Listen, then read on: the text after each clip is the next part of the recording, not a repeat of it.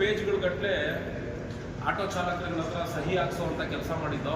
ಪಾಪ ತುಂಬ ಜನ ನಮ್ಮ ಆಫೀಸರ್ಗೂ ಕೂಡ ಕಾಲ ಆಗದೆ ಇದ್ರೂ ಕೂಡ ಹುಷಾರಿಲ್ಲ ಆದ್ರೂ ಕೂಡ ಆಫೀಸ್ ಹತ್ರ ಬಂದು ಏನೋ ಒಂದು ಒಳ್ಳೆಯದಾಗಲಿ ಆಟೋ ಚಾಲಕರ ಸಂತತಿಗೆ ಅಂತ ಹೇಳಿ ಒಂದು 40 ಪೇಜಷ್ಟು ಆದಷ್ಟು ಸಹಿಗಳು ಹಾಕ್ಸಿದ್ರು. ಪಾಪ ನಮ್ಮ ಗೋವಿಂದು ಮತ್ತು ಇನ್ನು ನಮ್ಮ ತುಂಬ ಜನ ಇವರು ಎಲ್ಲ ರೋಡಲ್ಲಿ ಆಟೋ ಡ್ರೈವರ್ಸ್ಗಳಿಗೆ ಏನು ವೈಟ್ ಬೋರ್ಡು 2 ವೀಲರ್ಗಳಿದ್ದಾವೆ, ಈ 2 ವೀಲರ್ಗಳು ನಿಲ್ಲಬೇಕು ಅಥವಾ ಹೈಕೋರ್ಟ್ ಹೇಳಿರುವಂಥ ರೀತಿಯಲ್ಲಿ ರೂಲ್ಸ್ ಹಾಕಬೇಕು. ನಿಲ್ಲಬೇಕು ಅಂದರೆ ಸರ್ಕಾರ ಸುಪ್ರೀಂ ಕೋರ್ಟ್ಗೆ ಹೋಗಬೇಕು, ಅಥವಾ ಹೈಕೋರ್ಟ್ ಹೇಳಿರುವಂಥ ರೀತಿಯಲ್ಲಿ ರೂಲ್ಸ್ ಮಾಡಿದ್ರೆ ಏನು ಟೆಕ್ಕಿಗಳಾಗಿ IT-BT ಕಂಪ್ನಿಗಳಲ್ಲಿ ವೈಟ್ ಬೋರ್ಡ್ 2 ವೀಲರ್ಗಳನ್ನ ಇಟ್ಕೊಂಡು ದುಡಿಮೆ ಮಾಡ್ಕೊತಾರೆ, ಅವ್ರುಗಳು ಕಂಟ್ರೋಲ್ ಆಗ್ತಾರೆ. ಬೇರೆ ಬೇರೆ ರಾಜ್ಯದ ಗಾಡಿಗಳು 2 ವೀಲರ್ಗಳು ಇವತ್ತೇನು ಇಲ್ಲಿ ದಂಡಿಯಾಗಿ ಬಂದಿದ್ದಾವೆ, ಅದರಲ್ಲಿ ಶೋಕಿಗೋಸ್ಕರ ಬಂದು ದುಡಿಮೆ ಮಾಡೋರು ಅವಾಯ್ಡ್ ಆಗ್ತಾರೆ. ಕಾಲೇಜ್ ಹುಡುಗರುಗಳು ಕೂಡ ಶೋಕಿಗೋಸ್ಕರ ಬಂದು 2 ವೀಲರ್ಗಳನ್ನ ಇಟ್ಕೊಂಡು ದುಡಿಮೆ ಮಾಡೋಕ್ಕೆ ಬಂದಿರೋರು ಅವಾಯ್ಡ್ ಆಗ್ತಾರೆ. ಈ ರೂಲ್ಸ್ ಮಾಡೋದ್ರಿಂದ ಆ 2 ವೀಲರ್ಗಳಿಗೆ ಹೆಲ್ಮೆಟ್ಟು, ಯೂನಿಫಾರ್ಮು, ಇಷ್ಟೇ ದರ ತಗೊಳ್ಬೇಕು ಅನ್ನೋದೆಲ್ಲ ರೂಲ್ಸ್ಗಳು ಕೂಡ ಆಗ್ತದೆ. ಈ ರೀತಿ ರೂಲ್ಸ್ಗಳು ಆಯಿತು ಅಂದರೆ, ಎಲ್ಲೋ ಬೋರ್ಡ್ ಆಯಿತು ಅಂದರೆ, ಈ ಥರ ಶೋಕಿ ಮಾಡೋರು, ಈ ಥರ ತಿರ್ಪೆ ಶೋಕಿ ಮಾಡೋರೆಲ್ಲ ಏನು ಇವತ್ತು ಕಮರ್ಷಿಯಲ್ ಲೈನಿಗೆ ಬಂದು ಹಾಳು ಮಾಡ್ತಾ ಇದ್ದಾರೆ, ವೈಟ್ ಬೋರ್ಡ್ 2 ವೀಲರ್ಗಳನ್ನ ಇಟ್ಕೊಂಡು ಆಟೋದವ್ರ ಜೀವನದ ಮೇಲೆ, ಕ್ಯಾಬ್ ಅವ್ರ ಜೀವನದ ಮೇಲೆ ಏನು ಚೆಲ್ಲಾಟ ಆಡ್ತಾ ಇದ್ದಾರೆ, ಅವ್ರುಗಳ್ನ ಮಟ್ಟ ಹಾಕಲೇಬೇಕು ಅನ್ನೋ ಉದ್ದೇಶಕ್ಕೆ ಈ ಥರ ಸಹಿ ಅಭಿಯಾನ ಮಾಡಿ ಮನವಿನ ಕೊಟ್ಟಿದ್ದೀವಿ. ನಮ್ಮ ಇದಕ್ಕೆ ಅಡಿಷನಲ್ ಕಮಿಷನರು ಮತ್ತು ಕಮಿಷನರು ಕೂಡ ಇದ್ದರು.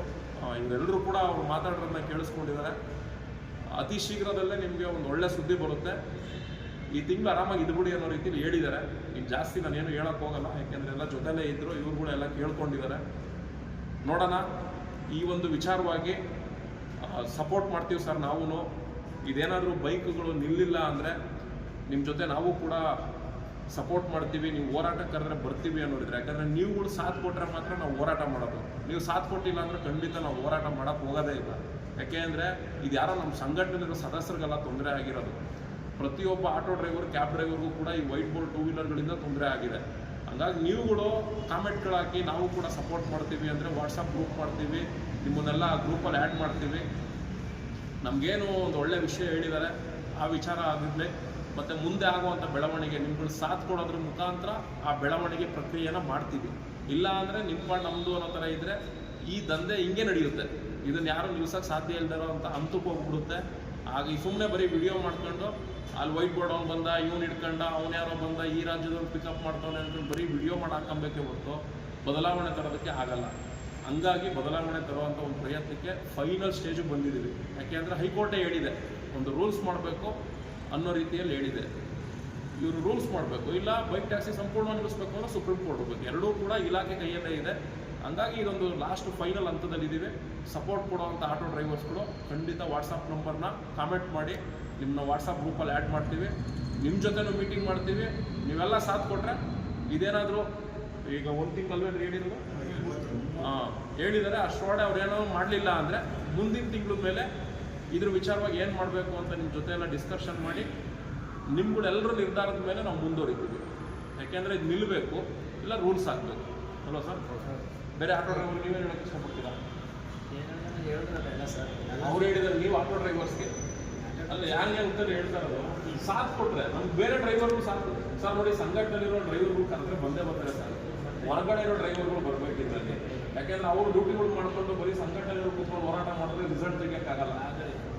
ಯಾಕೆಂದರೆ ಸಂಘಟನೆಯಲ್ಲಿರೋರಿಗೆ ನಾವೇನು ನಮ್ಮ ಕೆಲಸ ಏನು ಅಂತ ಗೊತ್ತು, ಕರೆದ್ರೆ ಪಾಪ ಬರ್ತಾರೆ. ಹೊರಗಡೆ ಇರೋರು ತಾನೇ ತೊಂದರೆ ಇರೋದು. ನಮ್ಮ ಸಂಘಟನೆ ಇರೋರನ್ನ ಕರೆದ್ರೆ ನಮ್ಮ ಫ್ರೀಡಮ್ ಪಾರ್ಕ್ ಕೂತ್ಕೊಂಡು ಹೋರಾಟ ಮಾಡಿದ್ರೆ ಏನು ಯೂಸ್ ಇಲ್ಲ. ಹೊರಗಡೆ ಇರೋರು ಸಾಥ್ ಕೊಟ್ಟಾಗಲೇ ಇದು ನಿಲ್ಸೋಕ್ಕಾಗೋದು. ಹಂಗಾಗಿ ನಾನು ಹೊರಗಡೆ ಇರೋರು ಇನ್ಕ್ಲೂಡ್ ಆಗಬೇಕು ಅಂತ ಹೇಳ್ತಾ ಇರೋದು. ಹಂಗಾಗಿ ಹೊರಗಡೆ ಇರೋ ಡ್ರೈವರ್ಸು ನೀವೇನು ಹೇಳ್ತೀರಾ? ನಮ್ಮ ಸಂಘಟನೆ ಇದ್ದೀರಾ, ಗ್ರೂಪಲ್ಲಿ ಇದ್ದೀರಾ, ನೀವು ಮೆಂಬರ್ ಆಗಿದ್ದೀರಾ? ನೀವು ಮೆಂಬರ್ ಆಗಿಲ್ಲ.